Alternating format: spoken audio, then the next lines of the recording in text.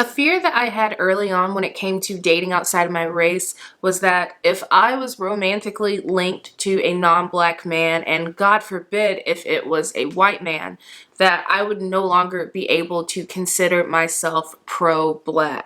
I could protest, I could volunteer, I could educate myself and others on African American history and just African history as well, and it wouldn't matter. All of that would become null and void as long as I was in a relationship with a non-black man. Being with a white man has never in my life made me any less proud of being black.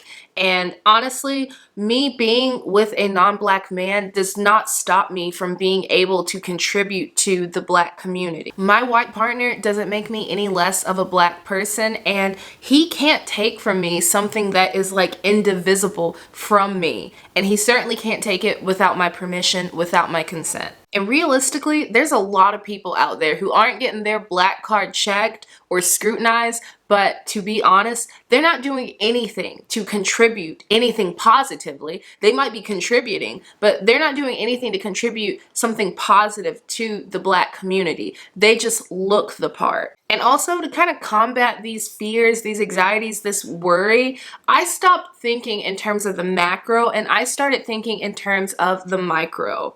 My mom is proud of me. Like, my mother adores me. My mother loves me, and my mother is proud of me. My grandmother is proud of me. My grandfather was so proud of me. And I have done what I can to contribute to the lives of the black people in my life. And as a teacher, I have been able to educate and to love and to help shape the lives of other black and black biracial children. And you know what? If that's not enough, like, if that's not enough to qualify as being pro-black or being part of the black community, then like, y'all can have it. Y'all can have it, and you can have the title, and you can have it. You can have it. Now, another thing that I dealt with when I first started dating outside of my race was just asking myself in the first place, like, why am I even attracted to men outside of my race? Like, how do I even find white men attractive? All these other black girls, they tell me all the time that they don't find white men attractive, that they're not interested in white men, and that they couldn't dare be caught, be seen, be thinking about a white man. So like, what happened? Like, what went wrong? How was I able to become like so defective, you know? Like, what happened? And it made me start thinking, like, am I just some sort of victim? Like, am I a victim of just Eurocentrism? Like, have I just fallen down so bad? Like, am I just that down bad and Eurocentrism that like I hate black features, and that I'm just drawn to white features due to some like subconscious self-hatred that I have? Like, that was the only thing I could come up with, that for me to like this thing that I'm not supposed to like and that apparently no one else likes, there must be something wrong with me. And that thing that's wrong with me must be internalized self-hatred and internalized Eurocentric beauty standards. And you know what? I struggled with this for a while, and then I just realized that, like, what the hell? Like, attractive people are attractive. Like, first off, what makes someone attractive is so fluid, and honestly, it's just so relative to where you are in time and where you are within a particular region. And like, there are so many factors, and it's so subjective. But like, attractiveness is attractiveness. Like, Idris Elba is attractive. Mahershala Ali is attractive. And you know what? So is Manny Montana, and so is Aaron Taylor Johnson. Like, those are all attractive men. And so is my own boyfriend. He is also a very, very attractive man. And there is nothing wrong. Like, there is absolutely nothing wrong with being attracted to attractive people, but also there is nothing wrong if you find someone who is outside of your race attractive. There is nothing wrong with you. It doesn't mean that you hate yourself. It doesn't mean that you have internalized negativity, or that it just doesn't mean really anything. It doesn't mean anything, and there's nothing wrong with you. Another fear that I initially had when I first began interracial dating and getting into interracial relationships is, what would happen when, notice I say when, not if, what would happen when someone would say something racist towards me or my partner, and God forbid, what would happen when that racist thing was coming from one of his friends or even one of his family members? But like, What would I do and what would he do? How would he react? And in hindsight, I don't really know why I worried about that much. Like, of course I understand why someone would worry about that, but like, you know your partner.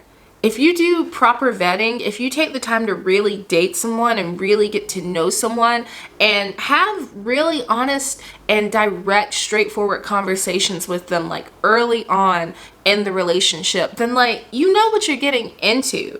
You know who you're signing up to be with. And I don't know, maybe it's just like me getting older and just gaining more confidence and really caring less about a lot of things I used to care a lot about when I was really young. Like, thinking of a situation like that where someone does something racist or says something racist, like, it just doesn't bother me because it tells me one of, two things, and it tells me it very definitively that if someone says something or does something and my partner doesn't defend me, then I know it's time to go.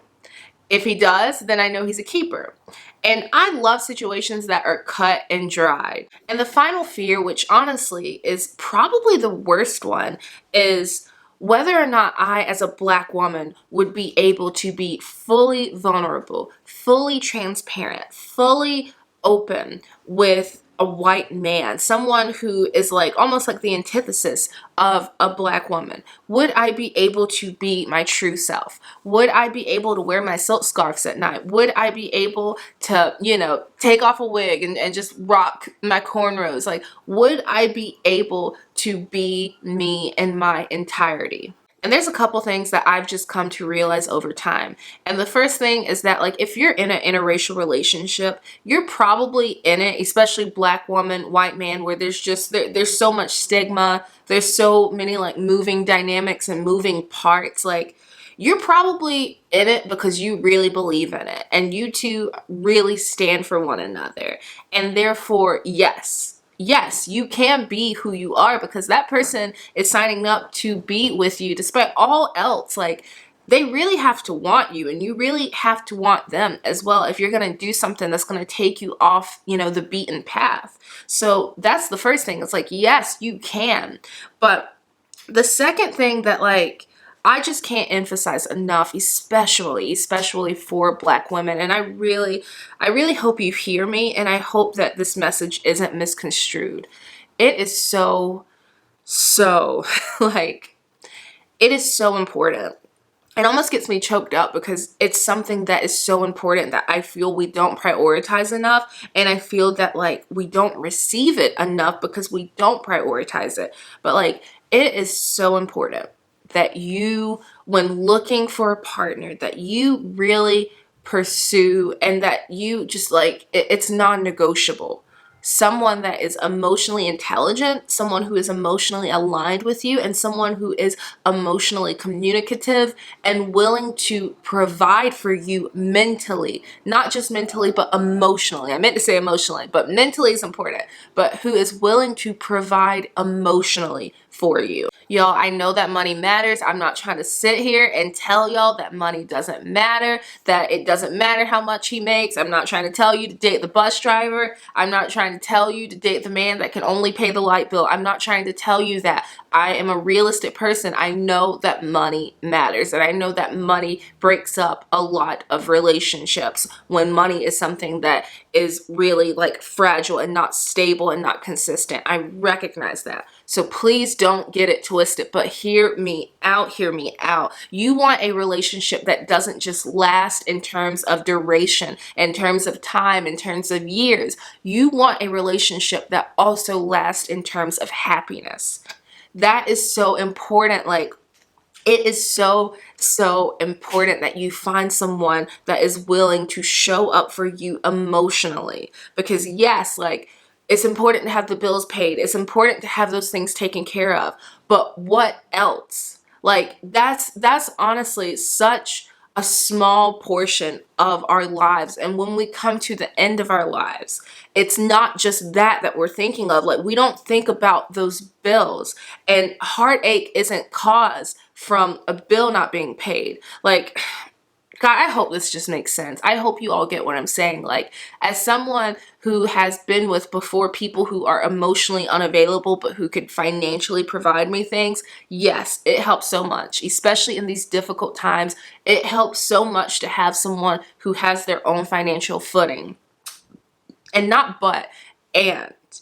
And if you want to really be treated like a queen, if you really want to be given that princess treatment, like that emotional provision, having an emotionally invested man, like that will change your life. I'm telling you, as a girl who has a man who is so emotionally invested in me and in us and in our future, like that is it. Like, that is it. And I do not want for you to settle for less than that because someone has some cash that they can offer you. All right, everyone. I'm sorry I had to do some preaching at the end, but I feel so strongly about that. Like, I feel so passionately about Black women feeling real love. Like, I don't know. I'm very sappy. I watch like those Hallmark movies, right? And like, I know that they're just movies and it's just TV, but like, I want Black women to be able to experience that kind of love that